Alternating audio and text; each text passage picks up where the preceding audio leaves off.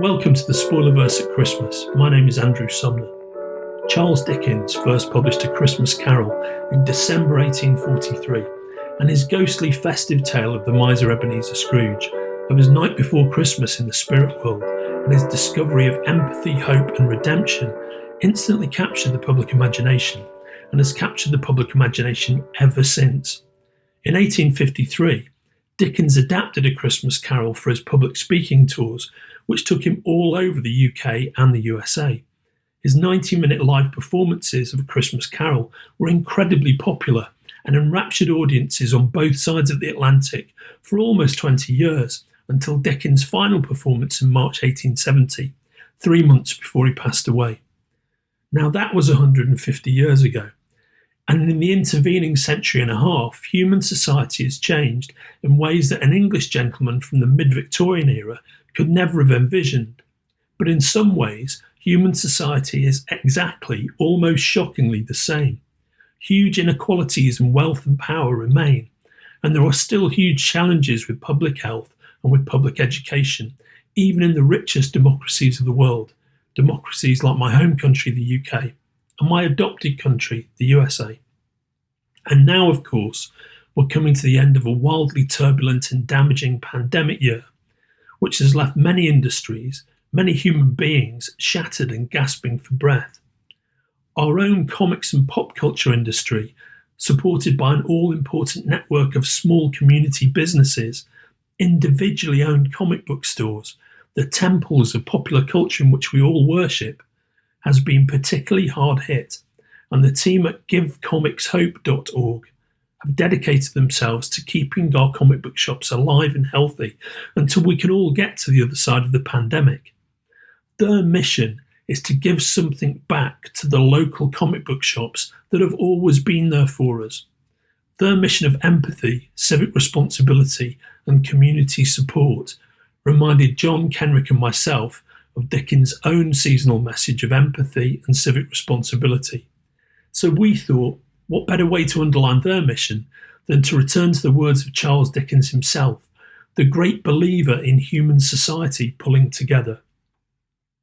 So welcome then to A Spoilerverse Christmas Carol, our almost one-man production of Dickens' live performance of his Yuletide classic in support of givecomicshope.org. Please go to the website and check them out and do what you can to help. And from all of us at the Spoilerverse, from our fearless leaders John and Kenric, from myself and from the entire team, whatever faith you pursue, whatever belief system you adhere to, Happy Kwanzaa, Happy Hanukkah, Merry Christmas, and Happy Holidays to each and every one of you.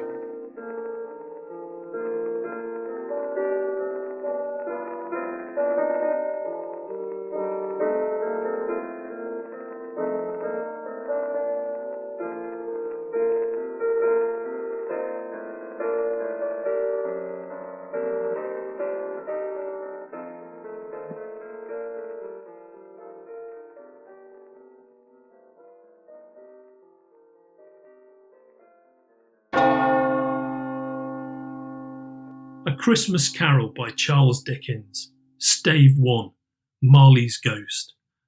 Marley was dead to begin with. There is no doubt whatever about that. The register of his burial was signed by the clergyman, the clerk, the undertaker and the chief mourner. Scrooge signed it, and Scrooge's name was good upon change for anything he chose to put his hand to. Old Marley was as dead as a doornail. Scrooge knew he was dead. Of course he did.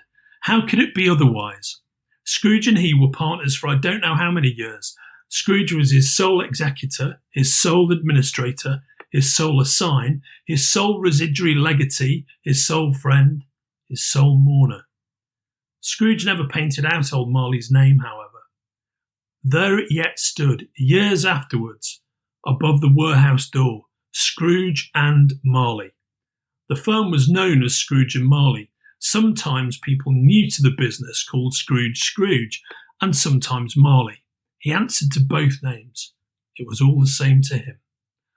Oh, but he was a tight-fisted hand at the grindstone, was Scrooge, a squeezing, wrenching, grasping, scraping, clutching, covetous old sinner. External heat and cold had little influence on him. No warmth could warm, no cold could chill him. No wind that blew was bitterer than he.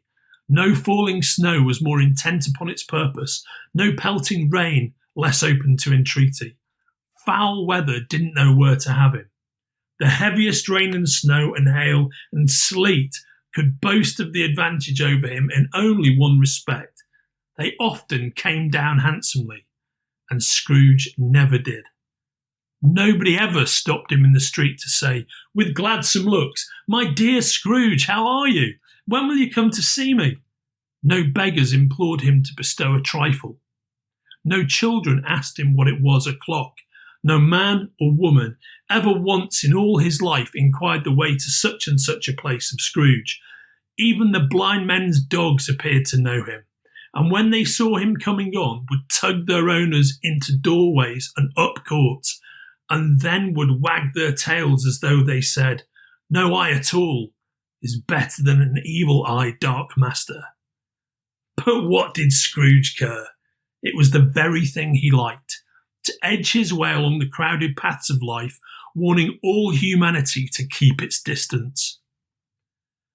Once upon a time, of all the good days in the year upon a Christmas Eve, old Scrooge sat busy in his counting house. It was cold, bleak, biting, foggy weather, and the city clocks had only just gone 3, but it was quite dark already. The door of Scrooge's counting house was open, that he might keep his eye upon his clerk, Bob Cratchit, who, in a dismal little cell beyond, a sort of tank, was copying letters. Scrooge had a very small fire, but the clerk's fire was so very much smaller that it looked like one coal. But he couldn't replenish it, for Scrooge kept the coal box in his own room, and so surely as the clerk came in with the shovel, the master predicted that it would be necessary for them to part. Wherefore the clerk put on his white comforter and tried to warm himself at the candle, in which effort, not being a man of a strong imagination, he failed. "A Merry Christmas, Uncle! God save you!" cried a cheerful voice. It was the voice of Scrooge's nephew, who came upon him so quickly that this was the first intimation Scrooge had of his approach. "Bah!" said Scrooge. "Humbug." "Christmas a humbug, Uncle? You don't mean that, I'm sure." "I do. Out upon Merry Christmas. What's Christmas time to you but a time for paying bills without money? A time for finding yourself a year older and not an hour richer? A time for balancing your books and having every item in 'em through a round dozen of months presented dead against you? If I had my will, every idiot who goes about with Merry Christmas on his lips should be boiled with his own pudding and buried with a stake of holly through his heart. He should." "Uncle!" "Nephew, keep Christmas in your own way and let me keep it in mine." "Keep it? But you don't keep it." "Let me leave it alone then. Much good may it do you. Much good has it ever done you." "There are many things from which I might have derived good, by which I've not profited, I dare say, Christmas among the rest, but I'm sure I've always thought of Christmas time, when it has come round, as a good time, a kind, forgiving, charitable, pleasant time, the only time I know of in the long calendar of the year, when men and women seem by one consent to open their shut-up hearts freely, and to think of people below them as if they really were fellow travellers to the grave, and not another race of creatures bound on other journeys. And therefore, Uncle, though it has never put a scrap of gold or silver in my pocket, I believe that it has done me good, and will do me good, and I say, God bless it." Bob Cratchit, out in his tank, involuntarily applauded. "Let me hear another sound from you, Cratchit," said Scrooge, "and you'll keep your Christmas by losing your situation. You're quite a powerful speaker, sir," he added, turning to his nephew. "I wonder you don't go into Parliament."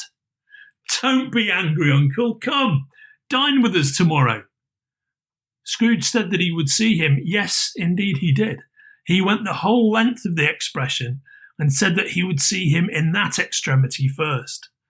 "But why?" cried Scrooge's nephew. "Why?" "Why did you get married?" "Because I fell in love." "Because you fell in love," growled Scrooge, as if that were the only one thing in the world more ridiculous than a Merry Christmas. "Good afternoon." "Nay, uncle, but you never came to see me before that happened. Why give it as a reason for not coming now?" "Good afternoon." "I want nothing from you. I ask nothing of you. Why cannot we be friends?" "Good afternoon." "I am sorry with all my heart to find you so resolute. We have never had any quarrel to which I've been a party, but I've made the trial in homage to Christmas, and I'll keep my Christmas humour to the last. So, a Merry Christmas, uncle." "Good afternoon." "And a Happy New Year." "Good afternoon." His nephew left the room without an angry word, notwithstanding. The clerk, in letting Scrooge's nephew out, had let two other people in. They were portly American gentlemen, pleasant to behold, and now stood with their hats off in Scrooge's office. They had books and papers in their hands, and bowed to him. "Scrooge and Marley's, I believe," said one of the gentlemen, referring to his list. "Have I the pleasure of addressing Mr. Scrooge? Or Mr. Marley?" "Mr. Marley has been dead these 7 years. He died 7 years ago, this very night." "At this festive season of the year, Mr. Scrooge," said the other gentleman, taking up a pen, "it is more than usually desirable that we should make some slight provisions for the poor and destitute, who suffer greatly at the present time. Many thousands are in want of common necessaries. Hundreds of thousands are in want of common comforts, sir." "Are there no prisons?" "Plenty of prisons, but under the impression that they scarcely furnish Christian cheer of mind or body to the unoffending multitude. A few of us are endeavoring to raise a fund to buy the poor some meat and drink and means of warmth. We chose this time because it is time, of all others, when want is keenly felt and abundance rejoices. What shall I put you down for?" "Nothing." You wish to be anonymous?" "I wish to be left alone. Since you ask me what I wish, gentlemen, that is my answer. I don't make merry myself at Christmas, and I can't afford to make idle people merry. I help to support the prisons and the workhouses. They cost enough, and those who are badly off must go there." Many can't go there." "And many would rather die." "If they would rather die, they had better do it, and decrease the surplus population." At length, the hour of shutting up the counting-house arrived. With an ill will, Scrooge, dismounting from his stool, tacitly admitted the fact to the expectant Bob Cratchit, who instantly snuffed his candle out and put on his hat. "You'll want all day tomorrow, I suppose, Cratchit?" "If quite convenient, sir." "It is not convenient, and it's not fair. If I was to stop £half-a-crown for it, you'd think yourself mightily ill-used, I'll be bound." "Yes, sir." "And yet you don't think me ill-used, when I pay a day's wages for no work." "It's only once a year, sir." "A poor excuse for picking a man's pocket every 25th of December, but I suppose you must have the whole day. Be here all the earlier next morning." Bob Cratchit promised that he would, and Scrooge walked out with a growl. The office was closed in a twinkling, and Bob, with the long ends of his white comforter dangling below his waist, for he boasted no greatcoat, went down a slide at the end of a lane of boys 20 times in honour of its being Christmas Eve, and then ran home as hard as he could pelt to play at Blindman's Buff. Scrooge took his melancholy dinner in his usual melancholy tavern, and, having read all the newspapers and beguiled the rest of the evening with his banker's book, went home to bed. He lived in chambers which had once belonged to his deceased partner. They were a gloomy suite of rooms in a lowering pile of buildings up a yard. The building was old enough now and dreary enough, for nobody lived in it but Scrooge, the other rooms being all let out as offices.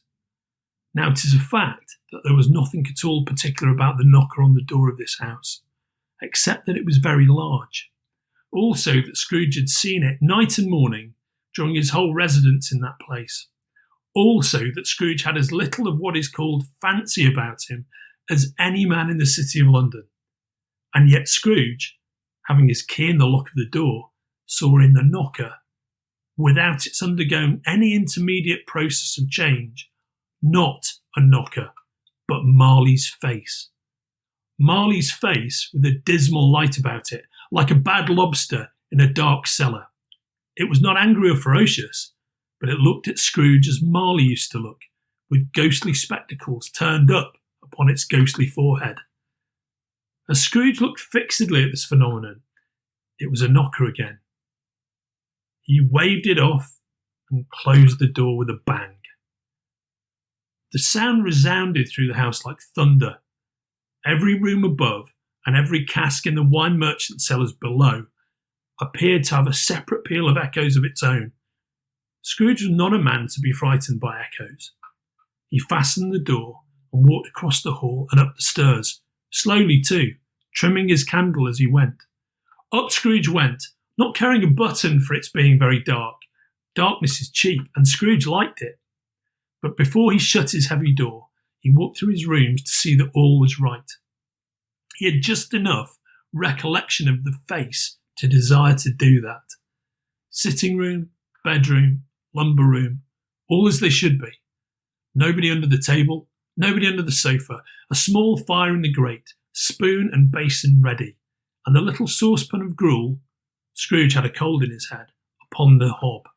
Nobody under the bed, nobody in the closet, nobody in his dressing gown, which was hanging up in a suspicious attitude against the wall. Lumber room, as usual.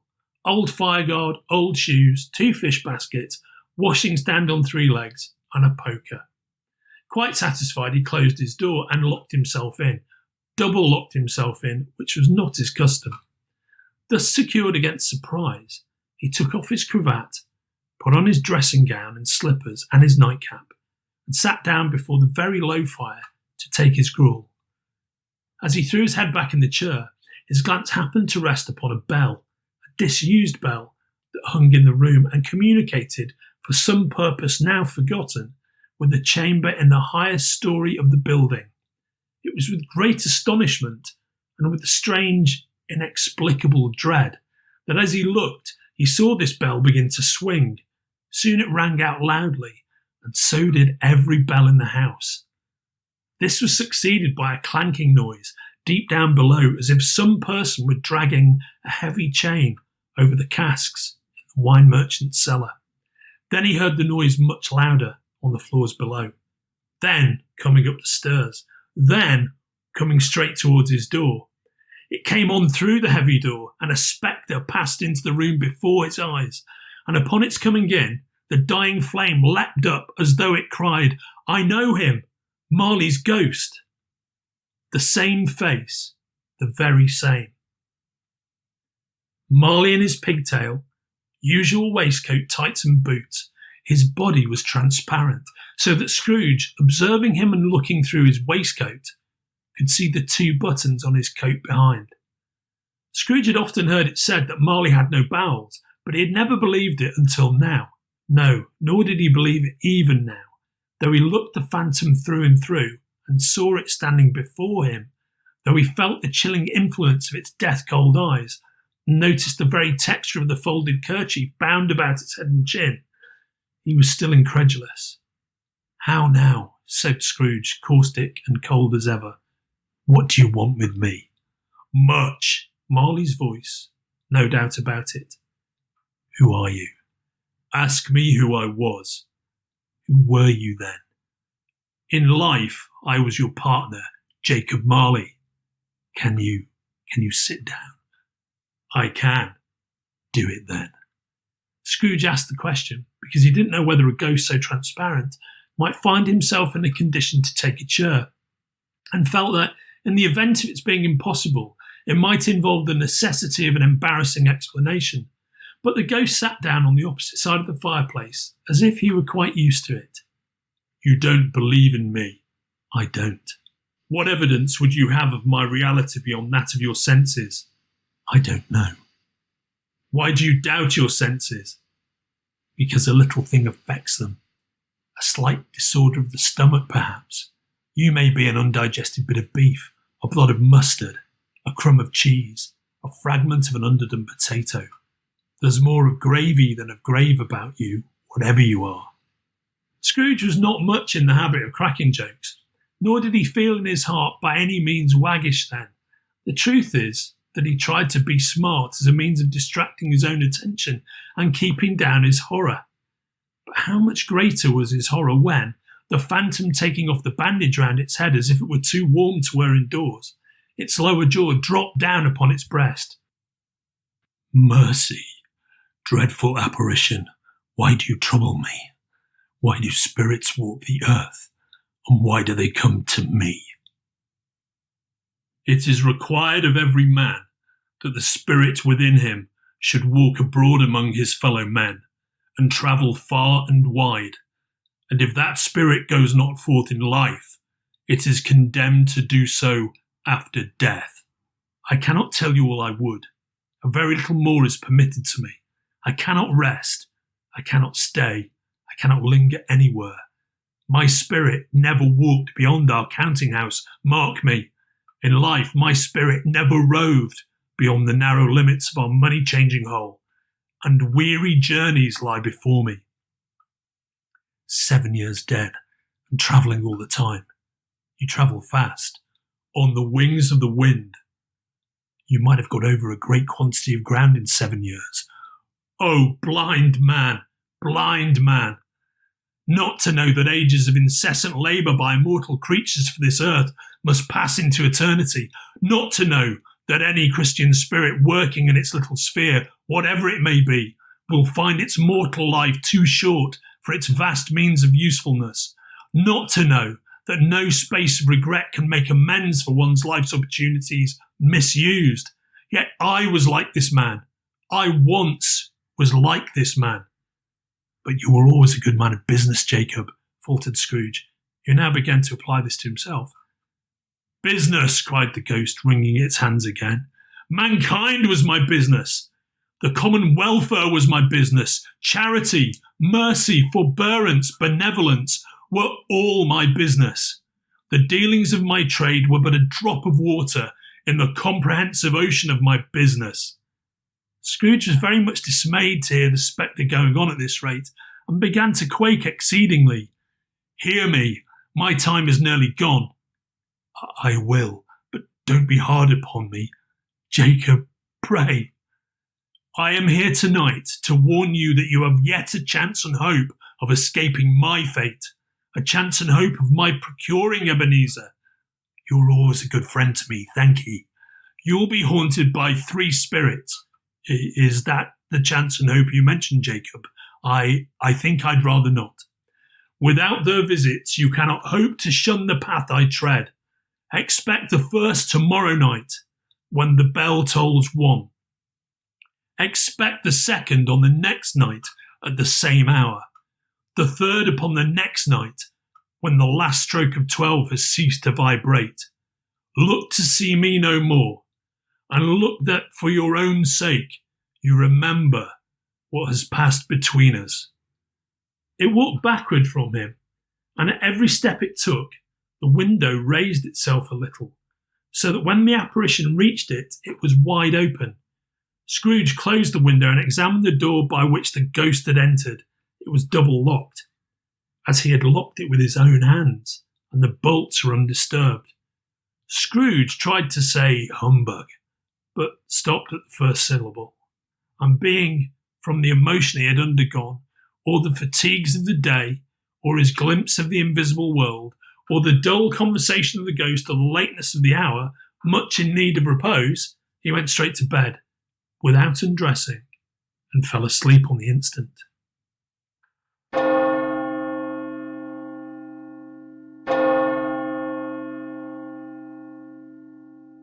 Stave 2, the first of the 3 spirits. When Scrooge awoke, it was so dark that looking out of bed he could scarcely distinguish the transparent window from the opaque walls of his chamber, until suddenly the church clock tolled a deep, dull, hollow, melancholy 1. Light flashed up in the room upon the instant, and the curtains of his bed were drawn aside by a strange figure, like a child, yet not so like a child as like an old man, viewed through some supernatural medium which gave him the appearance of having receded from the view. Its hair, which hung about its neck and down its back, was white as if with age, and yet the face had not a wrinkle in it, and the tenderest bloom was on the skin. It held a branch of fresh green holly in its hand, and in singular contradiction of that wintry emblem, had its dress trimmed with summer flowers. But the strangest thing about it was that from the crown of its head there sprung a bright, clear jet of light, by which all this was visible, and which was doubtless the occasion of its using, in its duller moments, a great extinguisher for a cap, which it now held under its arm. "Are you the spirit, sir, whose coming was foretold to me?" "I am." "Who and what are you?" "I am the ghost of Christmas past." "Long past?" "No, your past. The things that you will see with me are shadows of the things that have been. They will have no consciousness of us." Scrooge then made bold to inquire what business brought him there.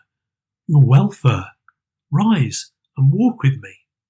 It would have been in vain for Scrooge to plead that the weather and the hour were not adapted to pedestrian purposes, that bed was warm, and the thermometer a long way below freezing, that he was clad but lightly in his slippers, dressing gown, and nightcap, and that he had a cold upon him at that time.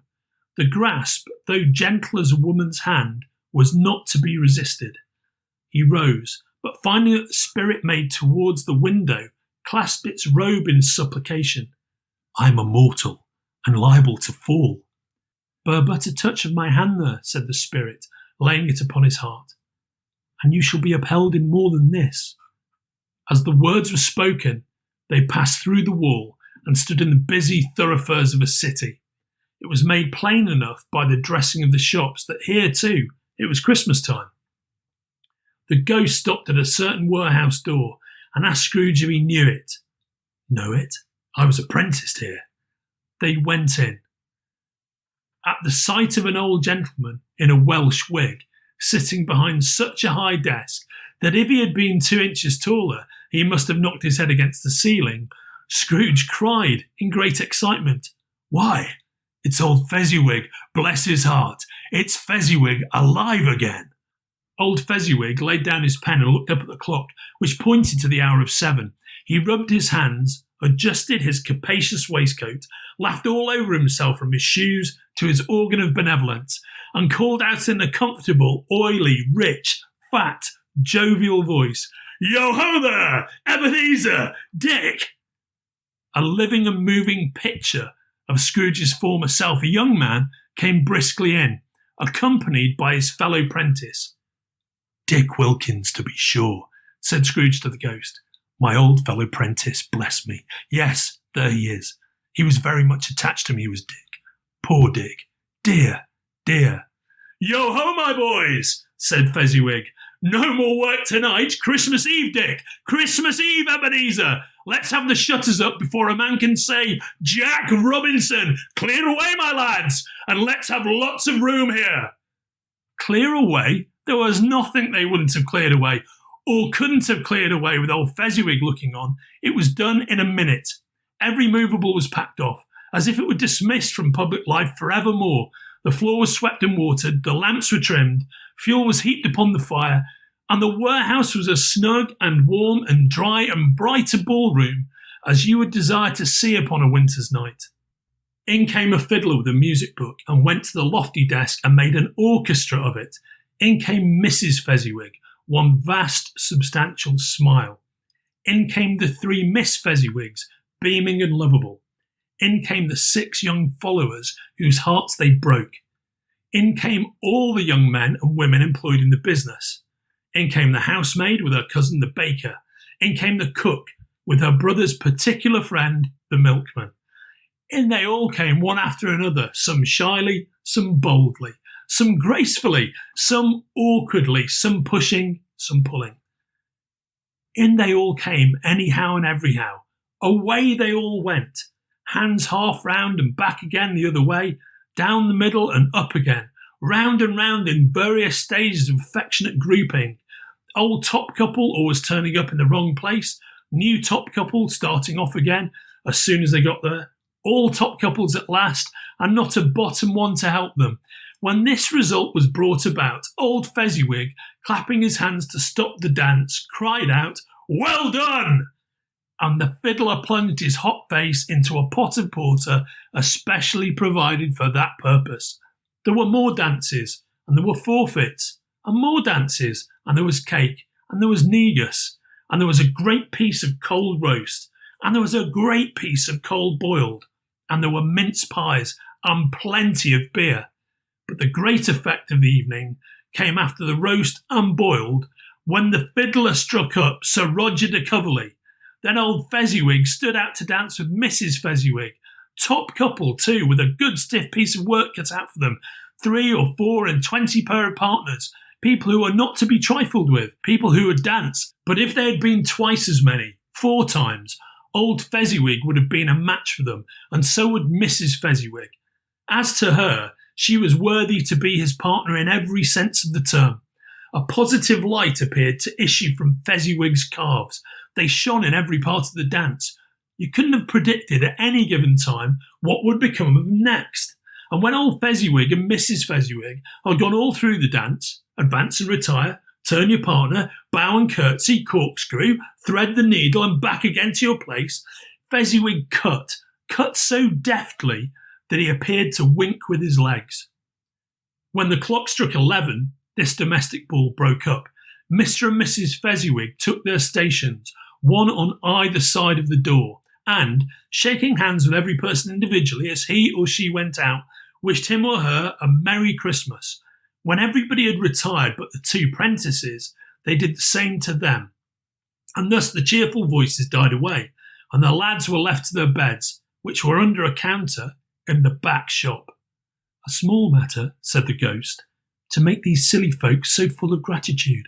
He has spent but a few pounds of your mortal money, 3 or 4 perhaps. Is that so much that he deserves this praise?" "It isn't that," said Scrooge, heated by the remark, and speaking unconsciously like his former, not his latter self.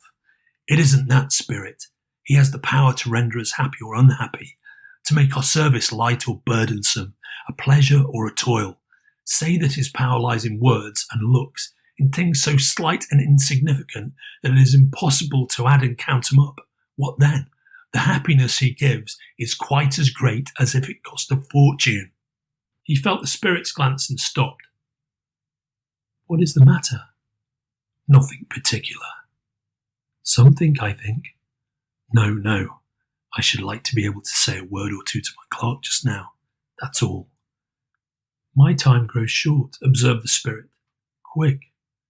This was not addressed to Scrooge or to anyone whom he could see, but it produced an immediate effect, for again he saw himself. He was older now, a man in the prime of life. He was not alone, but sat by the side of a fair young girl in a black dress, in whose eyes there were tears. "It matters little," she said softly to Scrooge's former self. "To you, very little. Another idol has displaced me, and if it can comfort you in time to come, as I would have tried to do, I have no just cause to grieve." "What idol has displaced you?" "A golden one. You fear the world too much. I've seen your nobler aspirations fall off one by one, until the master passion, gain, engrosses you, have I not?" "What then? Even if I've grown so much wiser, what then? I'm not changed towards you. Have I ever sought release from our engagement?" "In words, no, never." "In what then?" "In a changed nature, in an altered spirit, in another atmosphere of life. Another hope as its great end. If you were free today, tomorrow, yesterday, can even I believe that you would choose a dowerless girl, or choosing her, do I not know that your repentance and regret would surely follow? I do, and I release you with a full heart for the love of him you once were. Spirit, remove me from this place." "I told you these were shadows of the things that have been," said the ghost. "That they are what they are. Do not blame me." "Remove me," Scrooge exclaimed. "I cannot bear it. Leave me. Take me back. haunt me no longer. As he struggled with the spirit, he was conscious of being exhausted and overcome by an irresistible drowsiness, and further, of being in his own bedroom. He had barely time to reel to bed before he sank into a heavy sleep.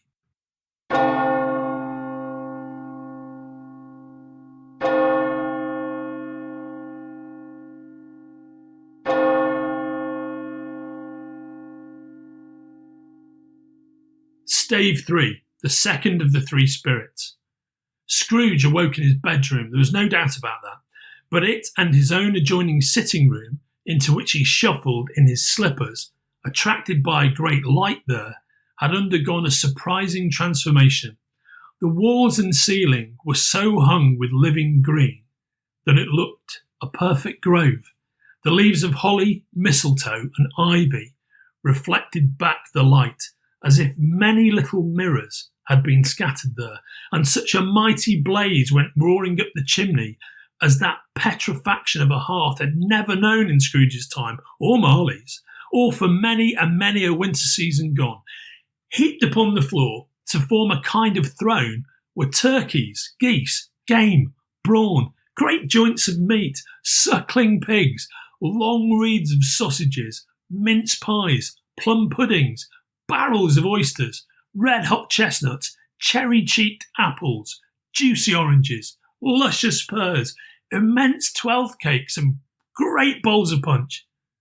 In easy state upon this couch there sat a giant, glorious to see, who bore a glowing torch, in shape not unlike Plenty's horn, and he raised it high to shed its light on Scrooge as he came peeping around the door.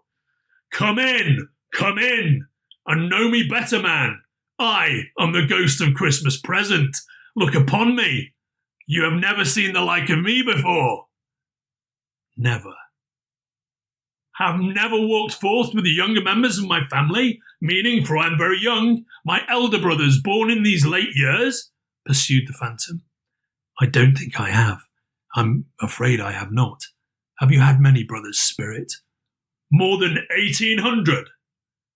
A tremendous family to provide for. Spirit, conduct me where you will. I went forth last night on compulsion, and I learnt a lesson which is working now. Tonight, if you have aught to teach me, let me profit by it. Touch my robe. Scrooge did as he was told, and held it fast. The room and its contents all vanished instantly, and they stood in the city streets upon a snowy Christmas morning. Scrooge and the ghost passed on, invisible, straight to Scrooge's clerks, and on the threshold of the door the spirit smiled and stopped to bless Bob Cratchit's dwelling with the sprinklings of his torch. Think of that! Bob had but 15 bob a week himself. He pocketed on Saturdays but 15 copies of his Christian name. And yet the ghost of Christmas present blessed his four-roomed house. Then up rose Mrs. Cratchit, Cratchit's wife, dressed out but poorly in a twice-turned gown, brave in ribbons, which are cheap and make a goodly show for sixpence, and she laid the cloth, assisted by Belinda Cratchit, second of her daughters, also brave in ribbons, while Master Peter Cratchit plunged a fork into the saucepan of potatoes, and getting the corners of his monstrous shirt collar, Bob's private property conferred upon his son and heir in honour of the day, into his mouth, rejoiced to find himself so gallantly attired, and yearned to show his linen in the fashionable park. And now two smaller Cratchits, boy and girl, came tearing in, screaming that outside the baker's they had smelt the goose and known it for their own, and, basking in luxurious thoughts of sage and onion, these young Cratchits danced about the table and exalted Master Peter Cratchit to the skies, while he, not proud, although his collars nearly choked him, blew the fire until the slow potatoes, bubbling up, knocked loudly at the saucepan lid to be let out and peeled. What has ever got your precious father then? Said Mrs. Cratchit, and your brother Tiny Tim, and Martha warn't as late last Christmas Day by half an hour. Here's Martha, mother, said a girl, appearing as she spoke. Here's Martha, mother, cried the two young Cratchits. Hurrah! There's such a goose, Martha. Why, bless your heart alive, my dear, how late you are, said Mrs. Cratchit, kissing her a dozen times and taking off her shawl and bonnet for her. "We had a deal of work to finish up last night," replied the girl, "and had to clear away this morning, mother." "Well, never mind so long as you are come," said Mrs. Cratchit. "Sit ye down before the fire, my dear, and have a warm. Lord bless ye." "No, no, there's father coming," cried the two young Cratchits, who were everywhere at once. "Hide, Martha, hide!"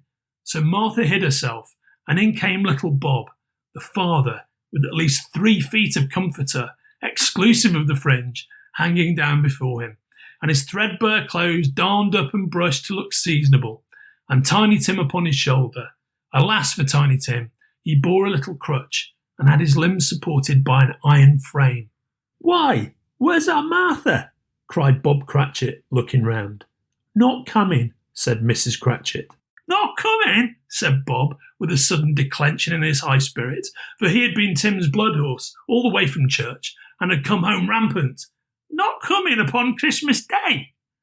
Martha didn't like to see him disappointed, even if it were only in joke, so she came out prematurely from behind the closet door and ran into his arms while the two young Cratchits hustled Tiny Tim and bore him off to the wash-house that he might hear the pudding singing in the copper. "And how did little Tim behave?" said Mrs. Cratchit, when she had rallied Bob on his credulity, and Bob had hugged his daughter to his heart's content. "As good as gold," said Bob, "and better. Somehow he gets thoughtful, sitting by himself so much, and he thinks the strangest things you ever heard. He told me, coming home, that he hoped that the people saw him in the church because he was a cripple, and it might be pleasant to them to remember, upon Christmas Day, he made lame beggars walk and blind men see." Bob's voice was tremulous when he told them this, and trembled more when he said that Tiny Tim was growing strong and hearty. His active little crutch was heard upon the floor, and back came Tiny Tim before another word was spoken, escorted by his brother and sister to his stool beside the fire, and while Bob, turning up his cuffs, as if, poor fellow, they were capable of being made more shabby, compounded some hot mixture in a jug with gin and lemons, and stirred it round and round and put it on the hob to simmer, Master Peter and the two ubiquitous young Cratchits went to fetch the goose, with which they soon returned in high procession. Mrs. Cratchit made the gravy ready beforehand in a little saucepan, hissing hot. Master Peter mashed the potatoes with incredible vigour. Miss Belinda sweetened up the applesauce. Martha dusted the hot plates. Bob took Tiny Tim beside him in a tiny corner at the table. The two young Cratchits set chairs for everybody, not forgetting themselves, and mounting guard upon their posts, crammed spoons into their mouths, lest they should shriek for goose before their turn came to be helped. At last the dishes were set on, and grace was said. It was succeeded by a breathless pause, as Mrs. Cratchit, looking slowly all along the carving knife, prepared to plunge it in the breast. But when she did, and when the long-expected gush of stuffing issued forth, one murmur of delight arose all round the board, and even Tiny Tim, excited by the two young Cratchits, beat on the table with the handle of his knife and feebly cried, "Hurrah!" There never was such a goose. Bob said he didn't believe there ever was such a goose cooked. Its tenderness and flavour, size and cheapness were the themes of universal admiration. Eked out by applesauce and mashed potatoes, it was a sufficient dinner for the whole family. Indeed, as Mrs. Cratchit said with great delight, surveying one small atom of a bone upon the dish, they hadn't ate it all at last. Yet everyone had had enough, and the youngest Cratchits in particular were steeped in sage and onion to the eyebrows.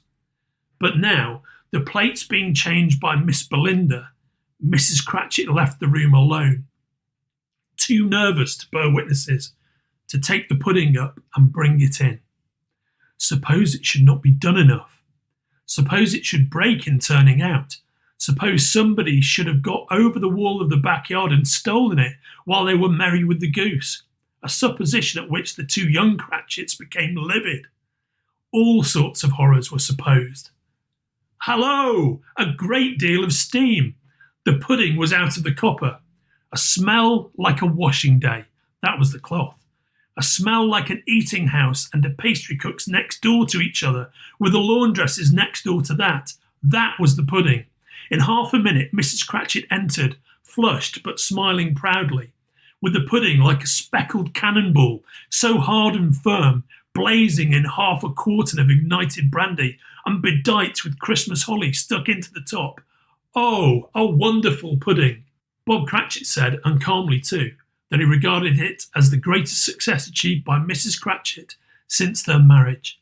Mrs. Cratchit said that now the weight was off her mind, she would confess she had had her doubts about the quantity of flour. Everybody had something to say about it, but nobody said or thought it was at all a small pudding for a large family. Any Cratchit would have blushed to hint at such a thing. At last the dinner was all done.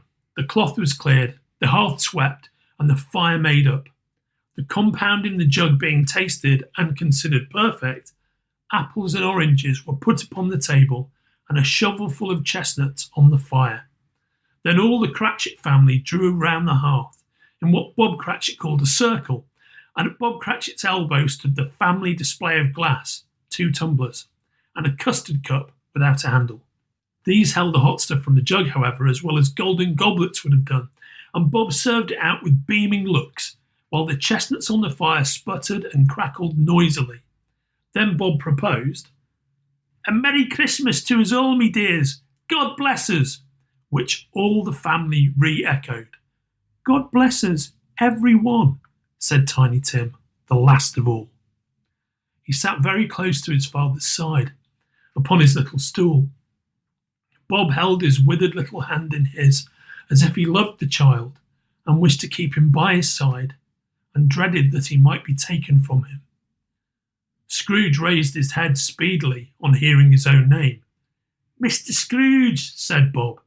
"I'll give you Mr. Scrooge, the founder of the feast." "The founder of the feast, indeed," cried Mrs. Cratchit, reddening. "I wish I had him here. I'll give him a piece of my mind to feast upon, and I hope he'd have a good appetite for it." "Me dear," said Bob, "the children, Christmas Day." "It should be Christmas Day, I'm sure," said she, "on which one drinks the health of such an odious, stingy, odd, unfeeling man as Mr. Scrooge. You know he is, Robert. Nobody knows it better than you do, poor fellow." "Me dear," was Bob's mild answer, "Christmas Day." "I'll drink his health for your sake and the Day's," said Mrs. Cratchit. "Not for his. Long life to him, a Merry Christmas and a Happy New Year. He'll be very merry and very happy, I have no doubt." The children drank the toast after her. It was the first of their proceedings which had no heartiness in it.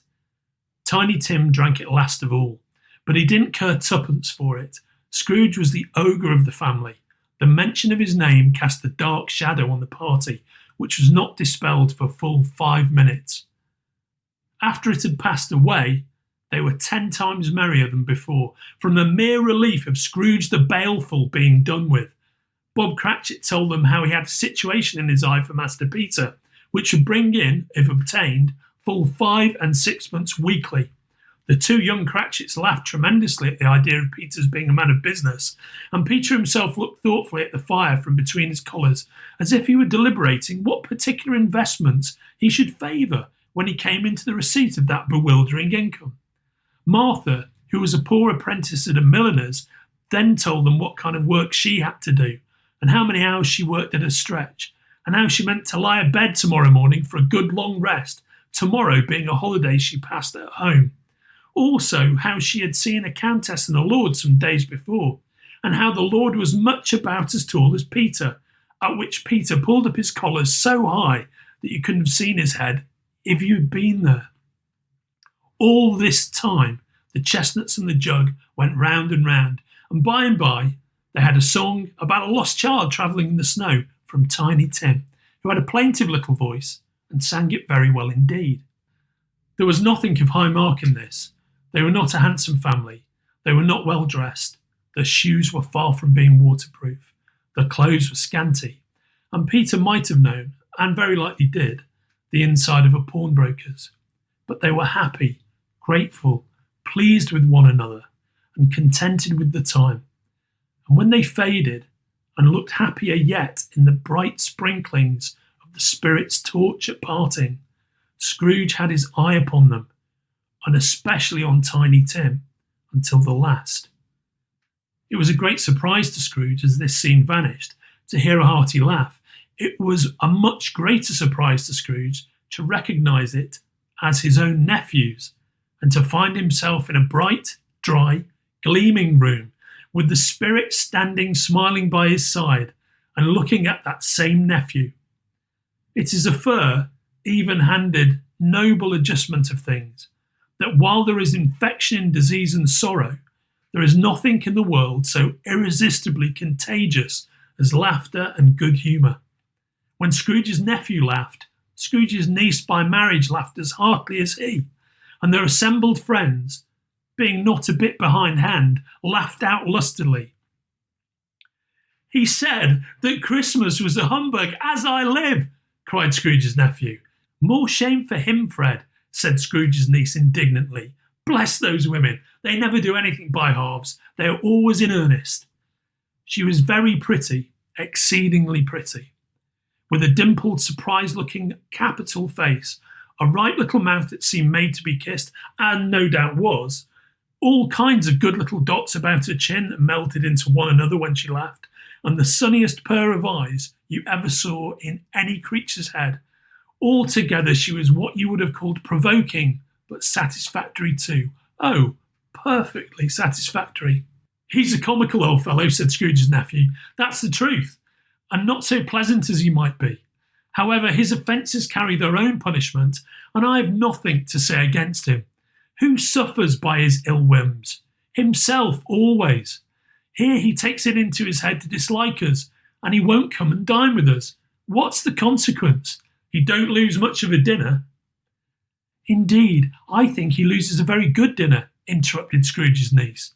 Everybody else said the same, and they must be allowed to have been competent judges, because they had just had dinner and, with the dessert upon the table, were clustered round the fire by lamplight. "Well, I'm very glad to hear it," said Scrooge's nephew, "because I haven't any great faith in these young housekeepers. What do you say, Topper?" Topper clearly had his eye on one of Scrooge's niece's sisters, for he answered that a bachelor was a wretched outcast who had no right to express an opinion on the subject, whereat Scrooge's niece's sister, the plump one with the lace tucker, not the one with the roses, blushed.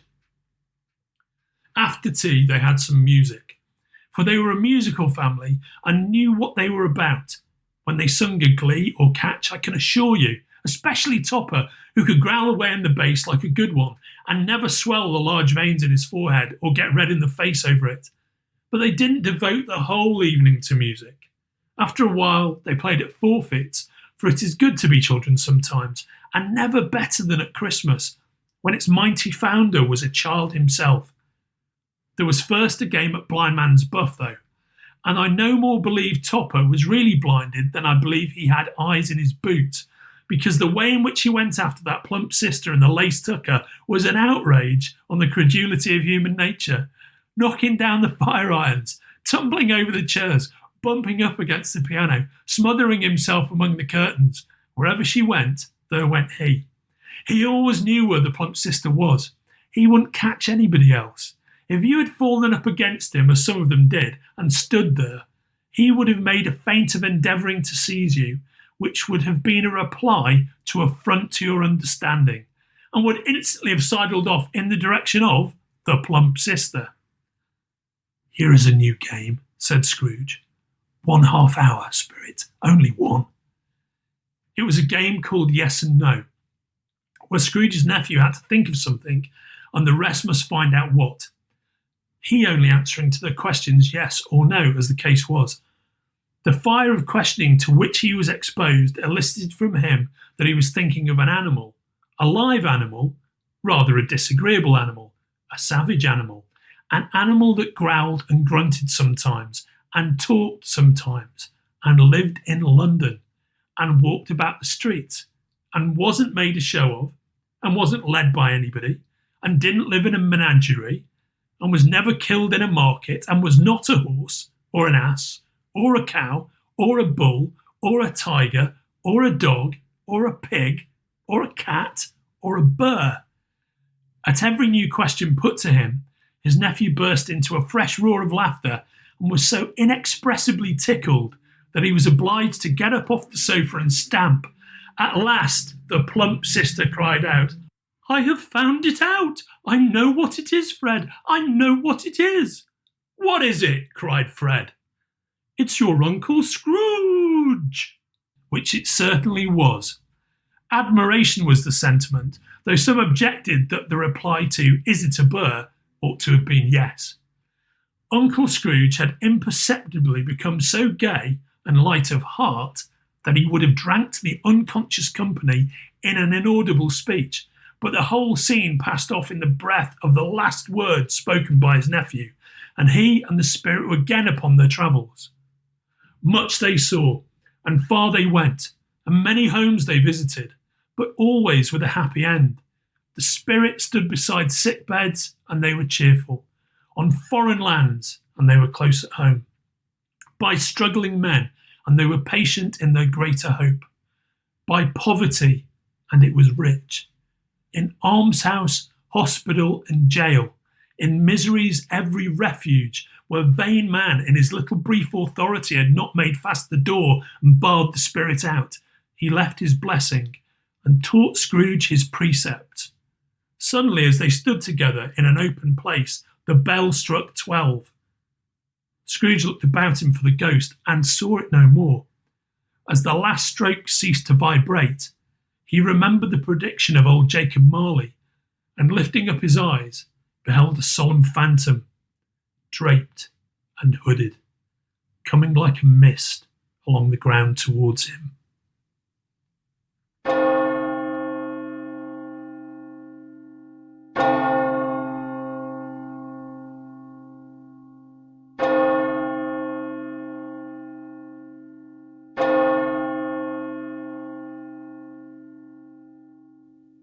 Stave 4, the last of the spirit.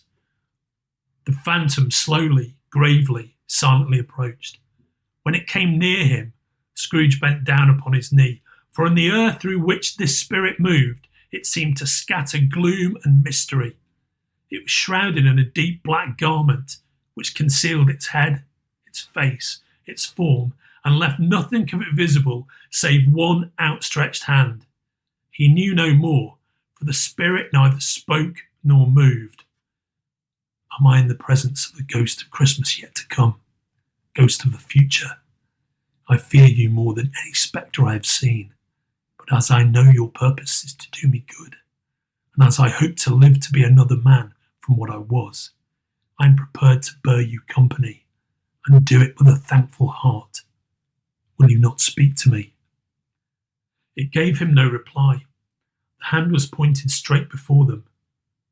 Lead on, lead on. The night is waning fast, and it is precious time to me, I know. Lead on, spirit. They scarcely seemed to enter the city, for the city rather seemed to spring up about them. But there they were in the heart of it, on 'change, amongst the merchants. The spirit stopped beside one little knot of businessmen. Observing that the hand was pointed to them, Scrooge advanced to listen to their talk. No, said a great fat man with a monstrous chin. I don't know much about it either way. I only know he's dead. When did he die? Inquired another. Last night, I believe. Why? What was the matter with him? I thought he'd never die. God knows, said the first with a yawn.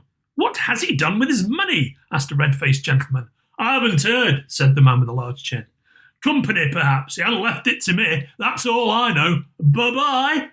Scrooge was at first inclined to be surprised that the spirit should attach importance to conversation apparently so trivial. But feeling assured that it must have some hidden purpose, he set himself to consider what it was likely to be.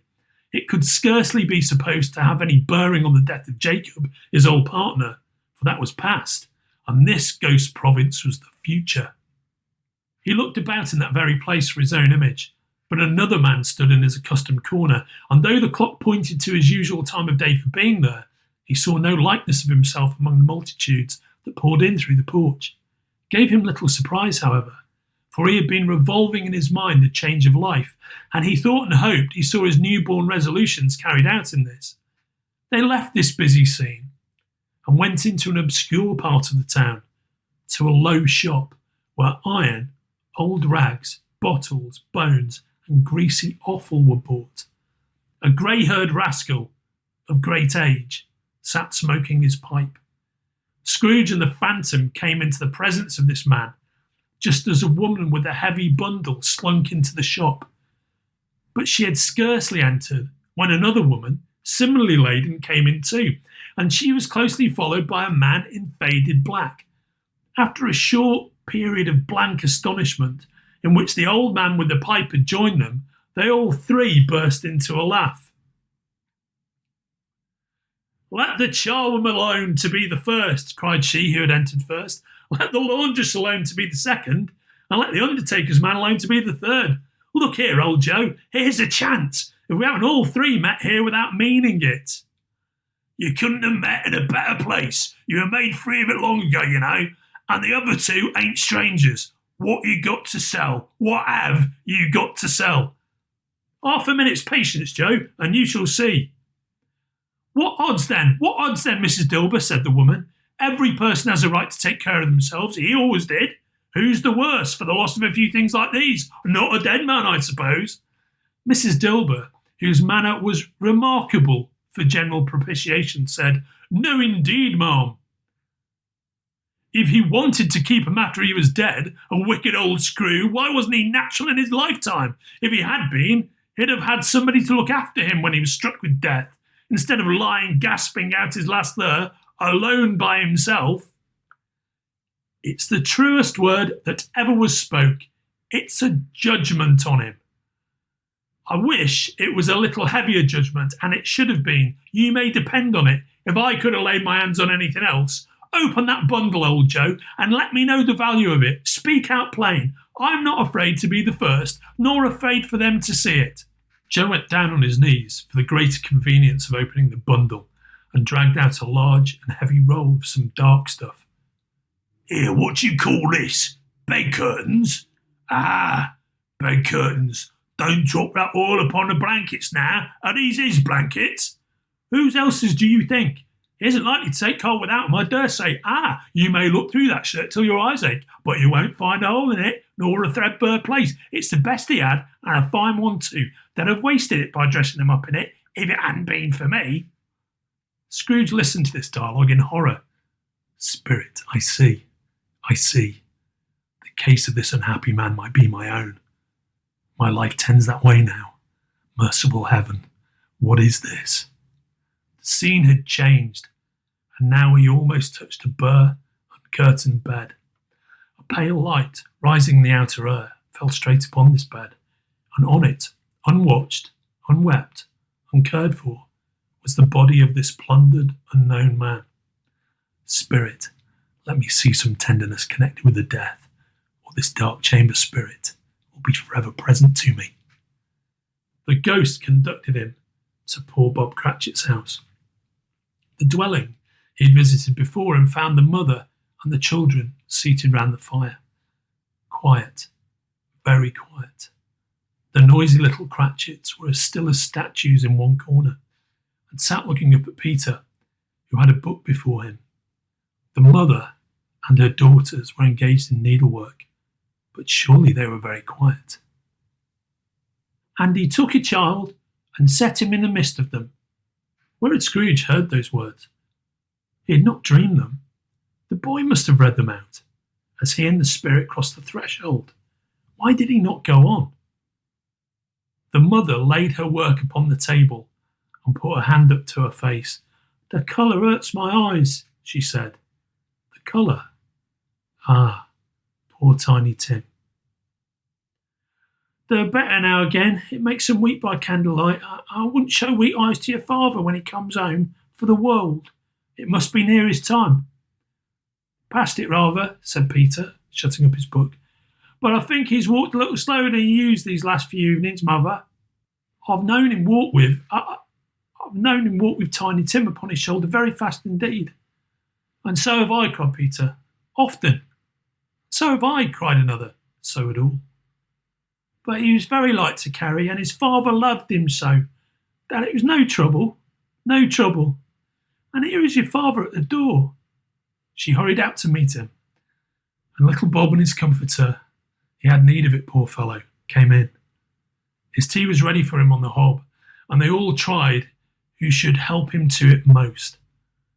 Then the two young Cratchits got upon his knees and laid, each child a little cheek against his face, as if they said, "Don't mind it, father, don't be grieved."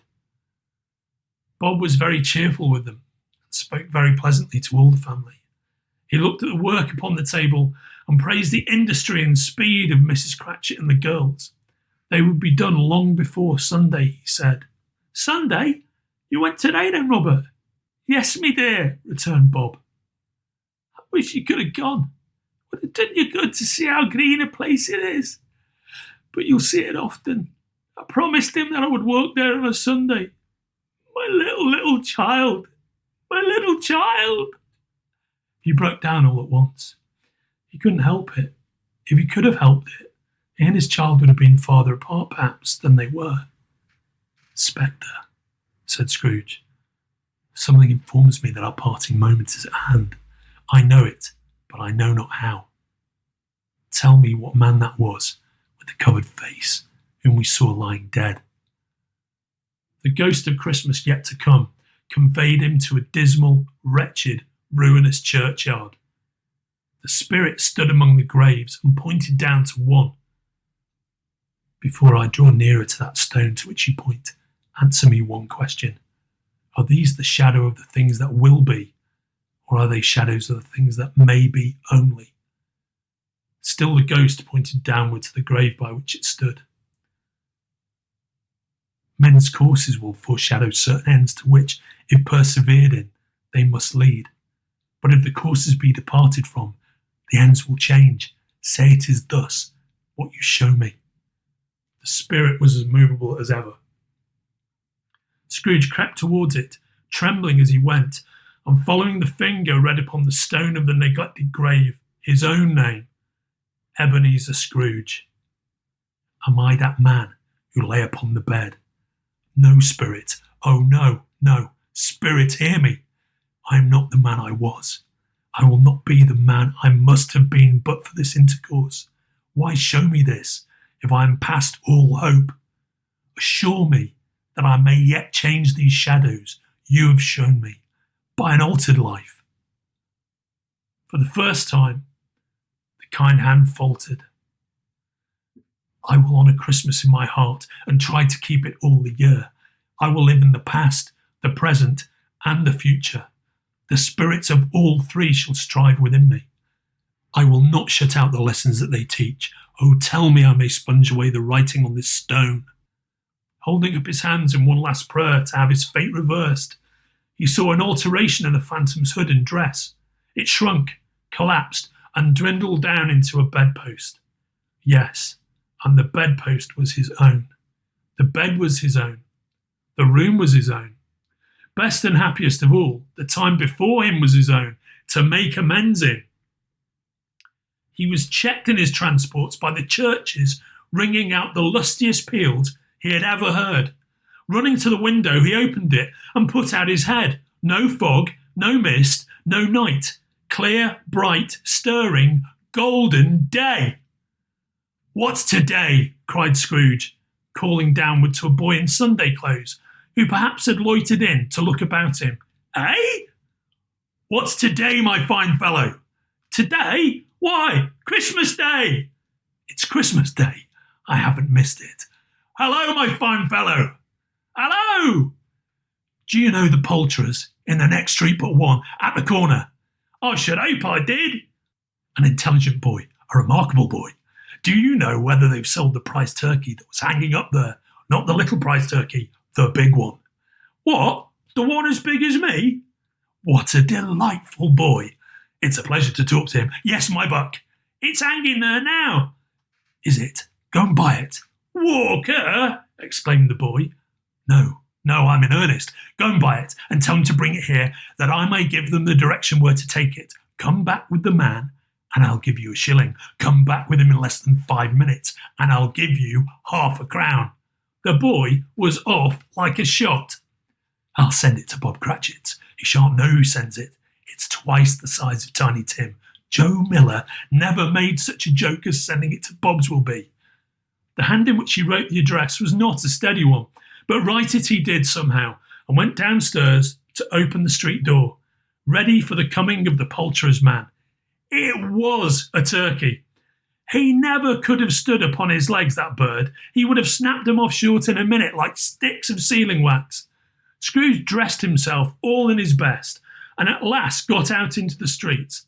The people were by this time pouring forth, as he had seen them with the ghost of Christmas present, and walking with his hands behind him, Scrooge regarded everyone with a delighted smile. He looked so irresistibly pleasant, in a word, that 3 or 4 good-humoured fellows said, "Good morning, sir, and Merry Christmas to you." And Scrooge said often afterwards that of all the blithe sounds he had ever heard, these were the blithest in his ears.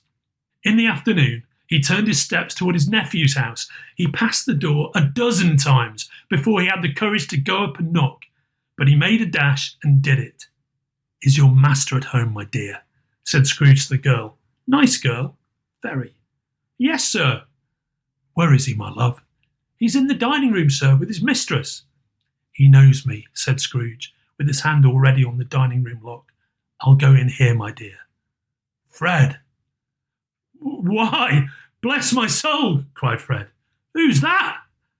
"It's I, your Uncle Scrooge. I've come to dinner. Will you let me in, Fred?" "Let him in? It is a mercy he didn't shake his arm off. He was at home in 5 minutes. Nothing could be heartier. His niece looked just the same. So did Topper when he came. So did the plump sister when she came. So did everyone when they came. Wonderful party. Wonderful games. Wonderful unanimity. Wonderful happiness." But he was early at the office the next morning. Oh, he was early there. If he could only be there first and catch Bob Cratchit coming late, that was the thing he had set his heart upon. And he did it. The clock struck 9. No Bob. 1:15. No Bob. Bob was full 18 minutes and a half behind his time. Scrooge sat with his door wide open, that he might see him come into the tank. Bob's hat was off before he opened the door. His comforter, too. He was on his stool in a jiffy, driving away with his pen, as if he were trying to overtake 9 o'clock. "Hello," growled Scrooge in his accustomed voice, as near as he could feign it. "What do you mean by coming here at this time of day?" "I'm very sorry, sir. I'm behind me time." "You are? Yes, I think you are. Step this way, if you please." "It's only once a year, sir. It shall not be repeated. I was making out the merry yesterday, sir." "Now I'll tell you what, my friend. I'm not going to stand this sort of thing any longer. And therefore," Scrooge continued, leaping from his stool and giving Bob such a dig in the waistcoat that he staggered back into the tank again, "and therefore I'm about to raise your salary." Bob trembled and got a little nearer to the ruler. "A Merry Christmas, Bob," said Scrooge, with an earnestness that could not be mistaken, as he clapped him on the back. "A Merry Christmas, Bob, my good fellow, than I've given you for many a year. I'll raise your salary and endeavour to assist your struggling family, and we will discuss your affairs this very afternoon over a Christmas bowl of smoking Bishop Bob. Make up the fires and buy a second coal scuttle before you dot another I, Bob Cratchit." Scrooge was better than his word. He did it all and infinitely more. And to Tiny Tim, who did not die, he was a second father. He became as good a friend, as good a master, and as good a man as the good old city knew, or any other good old city, town, or borough in the good old world. Some people laughed to see the alteration in him, but his own heart laughed, and that was quite enough for him. Scrooge had no further intercourse with spirits, but lived in that respect upon the total abstinence principle ever afterwards, and it was always said of him that he knew how to keep Christmas well if any man alive possessed the knowledge. May that be truly said of us, and all of us. And so, as Tiny Tim observed, God bless us, every one.